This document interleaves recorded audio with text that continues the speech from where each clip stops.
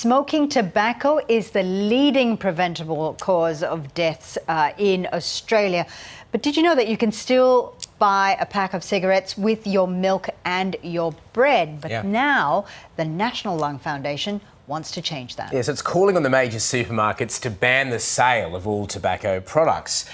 But is it that simple? I mean, some researchers argue, well, that will fuel the already growing black market, the illegal market when it comes to cigarettes. So joining us now is Becky Freeman from the School of Public Health at the University of Sydney. Good morning. Thank you very much for your time. Can I ask you firstly, when it comes to tobacco use in Australia, are we heading in the right direction though? Are those smoking rates going down in general?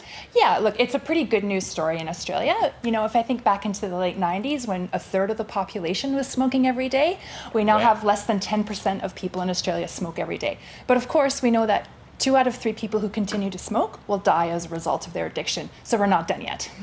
I just want to, I know this is a bit of a tangent, but what about vaping, e-cigarettes? I imagine that seems like it's an opposite problem, right? That's going up. Yeah, look, e-cigarettes really kind of took Australia by surprise. We were cruising along thinking we're doing great in tobacco control. E-cigarettes are a problem in other countries. We've got good laws here, not an issue.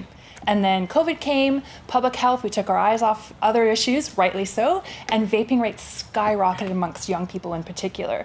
We are turning the tide now, though. We feel like we've probably hit peak vape rates for teenagers and young adults, but I want to see those rates come down. Yeah, and there's an article in the papers today we were just discussing that actually it seems like they are going down because even illegal vapes are getting more expensive. So what do you make of this push from the Lung Foundation?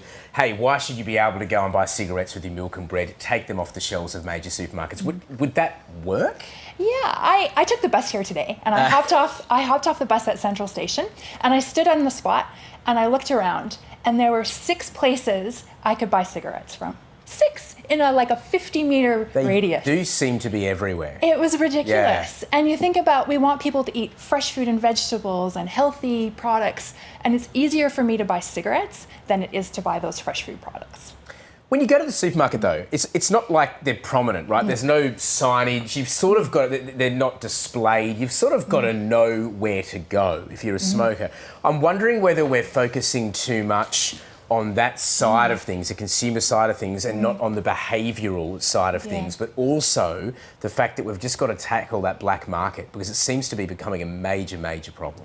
Absolutely, 100% agree. And I think we've really focused on making smoking socially unacceptable, expensive, the graphic warnings, but we've normalized being able to buy it absolutely everywhere and anywhere at any time of day. And I applaud the Lung Foundation for wanting to question that. Why should there be every second shop selling these things? Now, I wouldn't just start with the grocery stores necessarily banning these things, but I would like to see the governments get very serious about saying, no, these are too dangerous. They're a very expensive product as well. So we need to have people who are selling them who are, fit and proper retailers, and not these pop-up shops that are selling illicit tobacco. And it does, this is anecdotal, but it does appear as though there are more and more of them popping up on every corner. How serious is the black market side of things getting, though? It does seem as though if you want to get a hold of illegal cigarettes, you don't have to look too far. I'm not condoning it, but that's what everyone seems to say. Yeah, and look, and this is where I will say, the grocery stores, they are following the letter of the law. At least they're not selling illicit tobacco products. I don't applaud them for selling a deadly addictive product, but they're not selling the illicit products. But when you look around and see all of these convenience retailers, these shops that pop up overnight, they are selling illicit tobacco. We know this. Smokers tell us this. Young people tell us how easy it is to buy these products. And to me, if the government really wants help in enforcing it, I appreciate enforcement's a tricky job, but make life easier for yourself. Shut down some of these shops. Becky, it's great to hear your thoughts. Thank you very much for joining us. Thank you.